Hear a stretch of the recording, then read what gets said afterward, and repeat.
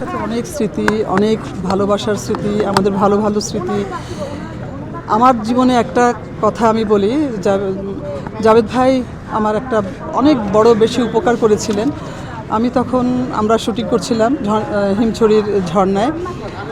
তো আমাদের প্লেন ধরতে হবে, ঢাকায় আসবো, ঢাকায় এসে আবার শুটিং করতে হবে। তো আমি আর জাভেদ ভাই, প্লেন দাঁড়িয়ে আছে আমাদের জন্য, আমরা গাড়ি থেকে নেমে আমরা দৌড়াতে দৌড়াতে এয়ারপোর্টে যাচ্ছি।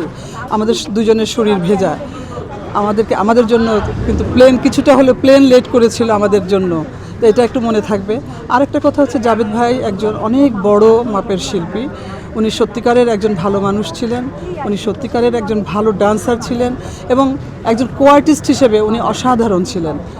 তো জাভেদ ভাই, ধরেন আপনারা সবাই জানেন, আপনারা এই জেনারেশনের হলেও সবাই জানেন যে জাভেদ ভাই তৎকালীন পূর্ব পাকিস্তানে চলে আসেন বোধহয় 64 বা লাইক এই সময় আর কি। তো উনি কিন্তু আমাদের দেশের মানুষকে ভালোবেসে, আমাদেরকে ভালোবেসে, এই দেশের চলচ্চিত্রকে ভালোবেসে উনি কিন্তু আর পাকিস্তানে ফিরে যাননি। উনি এই দেশেই রয়ে গেলেন এবং এই দেশেই ওনার শেষ হচ্ছে আর কি, শেষ সমাধি এবং শেষ নিঃশ্বাস উনি এই দেশেই ত্যাগ করলেন, আমাদের সামনে, আমাদের কাছে, এই দেশে, বাংলাদেশে এবং এই এফডিসিতেই উনি আসলেন। তো ওনার এটা অনেক বড় একটা স্যাক্রিফাইস এবং ওনার বিশাল বড় একটা কন্ট্রিবিউশন আমি মনে করি আর কি।